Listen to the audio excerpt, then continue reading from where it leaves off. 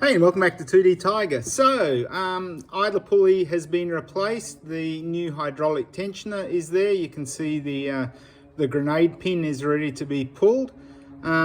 Everything here is still lined up. So I'm going to go ahead and put the belt on, check top and bottom that we're still lined up. I'm going to use those little yellow line markers as well on the belt that I've shown you.